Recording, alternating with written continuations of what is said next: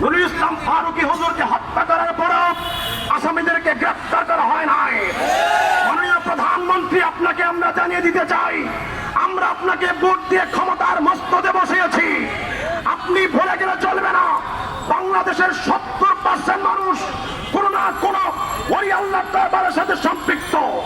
আমাদের এই ওই আল্লাহরা যদি মাঠের মধ্যে নামেন, রাজপথের মধ্যে যদি নামেন, তাহলে বাংলাদেশের কোন অপশক্তি আমাদেরকে দাবিয়ে রাখতে পারবে না।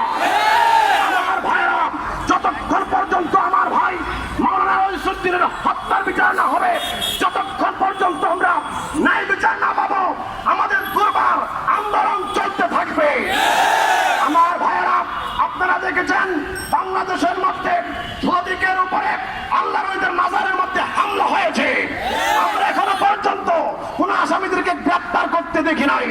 এই জন্য অবিলম্বে এই মাজারের মধ্যে যে হামলা করেছে তাদেরকে যদি গ্রেফতার করানো হয়, তাহলে আমাদের রাজপথ আমরা অবরুদ্ধ করতে বাধ্য হব। আমাদের নেতা কর্মীরা যদি আমাদেরকে নির্দেশ দেন, তাহলে আমরা এই দেশের মধ্যে যে কোনো সময় অচল করে দিতে বাধ্য থাকবো। আল্লাহ আমাদের প্রত্যেককে হকের উপর ইস্তেকামাত থাকার তৌফিক দান করুক। আসসালামু আলাইকুম ওয়া রাহমাতুল্লাহ। এখন আপনাদের সম্মুখে